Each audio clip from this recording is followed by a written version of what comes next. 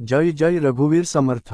श्रीमद दासबोध दशक 13वा नामरूप समास 10वा शिकवण निरूपण नाम। श्रीराम समर्थ।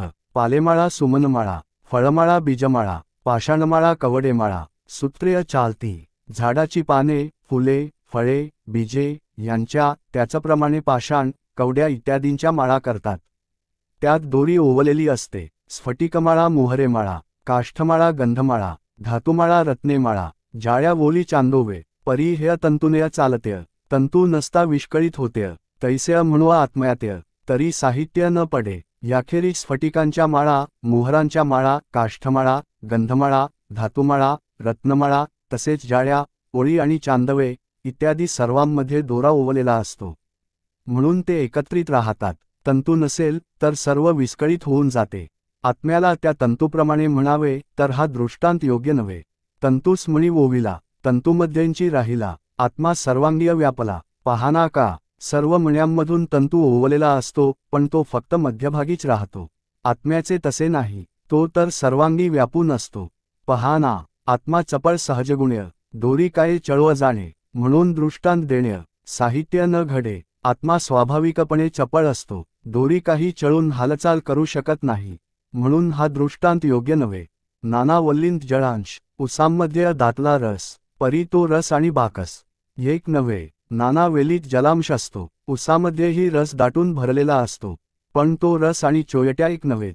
देही आत्मा देह अनात्मा त्याहून पर तो परमात्मा निरंजनास उपमा असे चिना। आत्मा देहांत राहणारा आहे पण देह अनात्मा आहे।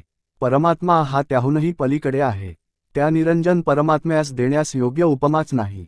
रायापासून रंकवरी अवघ्या मनुष्यांची हारी सगट समान सरी कैसी करावी। राजापासून रंकापर्यंत अवघे सर्व मनुष्य मात्रच आहेत पण म्हणून सर्वांना सरसकट एकसारखे लेखता येत नाही।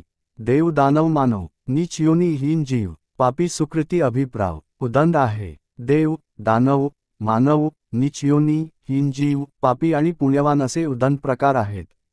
त्यांचा अभिप्राय वेगवेगळा आहे। एकांशीय जग चाले परी सामर्थ्य वेगळालय एकासंगे मुक्त केलेय एकासंगे रवरव। भगवंताच्या एकांशाने जग चालते, ईश्वराचा काही अंश जगास व्यापून आहे।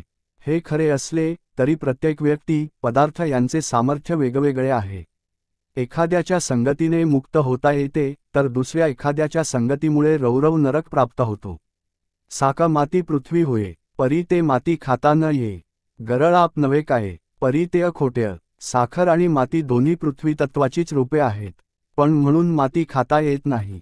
विषातही जलतत्वच असत नाही का, पण तो सारखेपणा खोटा आहे। पुण्यात्मा आणि पापात्मा दोहींकडे अंतरात्मा साधू भोदू सीमा सांडूच नये। पुण्यात्मा आणि पापात्मा यांच्यामध्ये अंतरात्मा एकच आहे पण म्हणून साधू आणि भोंदू ही सीमा ओलांडू नये। अंतर एक तोंड खर्य परी सांगाते घेऊ न येती महारे पंडित आणि चारटे पोर्य एक कैसिय। सर्वांचा अंतरात्मा एक आहे हे खरे असले तरी महाराज बरोबर घेऊन जेवणे योग्य नव्हे। विद्वान आणि वात्रट पोरे यांना समान कसे लेखता येईल। मनुष्य आणि गधडे राजहंस आणि कोंबड्य राजे आणि माकड्य एक कैसिय। मनुष्य आणि गाढव राजहंस आणि कोंबडा राजे आणि माकडे यांना एक कसे म्हणावे। भागीरथीचे जळ आप मोरी संवदणी तेन्ही आप कुष्ठीळ उदाकल्प सेववेना। भागीरथीचे जल तेही पाणी आणि मोरीतील किंवा डबक्यातील पाणी तेही पाणीच पण म्हणून घाणेरडे पाणी थोडेसुद्धा सेवन करता येत नाही। याकारण्या आचार शुद्ध त्याउपरी विचार शुद्ध वित्रागी आणि सुबुद्ध ऐसा पाहिजे। म्हणून माणसाचा आचार शुद्ध हवा त्यापेक्षाही विचार शुद्ध हवेत आणि तो अनासक्त आणि सुबुद्ध असाच असायला हवा। शूरांहून मानिलेय लंडी तरी युद्धप्रसंगीय नरकाडी श्रीमंत सांडून बराडी सेविता कैसेय। समजा एखाद्या भित्र्या माणसाला शूरापेक्षा अधिक श्रेष्ठ मानले तर युद्धाच्या प्रसंगी फजितीच होईल। श्रीमंतांची सेवा करायची सोडून दरिद्री माणसाची सेवा करणे कसे योग्य ठरेल। एका उदकेय सकळ जाल्य परी पाहोन पाहिजे सेविल्य सगट अवघेंज घेतल्य तरी ते मूर्खपण। एका उदकामुळेच सर्व काही उत्पन्न होते पण म्हणून योग्य अयोग्य पाहूनच त्या वस्तूचे सेवन केले पाहिजे।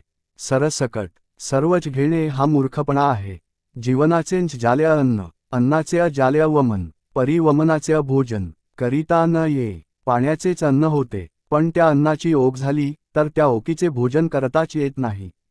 तैसे निंद्य सोडून द्याव्य वंद्य ते हृदय धराव्य सत्कीर्तीने भरावे भूमंडळ, त्याप्रमाणेच जे निंद्य आहे ते सोडून द्यावे. जे वंद्य असेल ते हृदयात धारण करावे आणि सत्कीर्तीने भूमंडळ भरून टाकावे. उत्तमांसी उत्तम माने, कनिष्ठांस ते न माने, म्हणून करंटे देवाने करून ठेवले. उत्तम लोकांना उत्तमच आवडते, कनिष्ठांना उत्तम मान्य होत नाही, म्हणूनच देवाने त्यांना भाग्यहीन करून ठेवलेले असते. सांदा अवघेय करंटपण, धरावे उत्तम लक्षण, हरिकथा पुराण श्रवण, नीती न्याय. म्हणून श्रीसमर्थ सर्वांना सांगत आहेत की लोकांनी सर्व करंटेपणा सोडून द्यावा आणि उत्तम लक्षणे आत्मसात करावीत. त्यांनी हरिकथा पुराणे यांचे श्रवण करावे आणि नीती न्यायाने वागावे. वर्तयाचा विवेक, राजी राखण्या सकळ लोक, हळूहळू पुण्यलोक करीत जावे. विचारपूर्वक वागून सर्व लोकांना राजी राखावे आणि हळूहळू त्यांना पुण्याच्या मार्गाकडे वळवावे. मुलाचे चालिनेय चालावे, मुलाच्या मनोगतेय बोलावे, तैसेय जनास शिकवावे.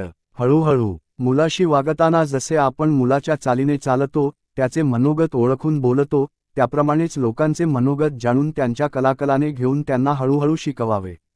मुख्य मनोगत राखण्य, ह्यांची चातुर्याची लक्षण्य. चतुर तो चतुरांग जाण्य, इतर ती वेड्य. लोकांचे मनोगत राखणे हेच चातुर्याचे लक्षण आहे. जो चतुर असतो तो चतुराचे हे अंग जाणतो. इतर लोक वेडेच असतात. वेड्यास वेड्या म्हणू नये, वम कदापि बोललो नये, तरीच घडे दिग्विजय. निस्पृहासी, पण वेड्या माणसाला कधीही वेडे म्हणू नये.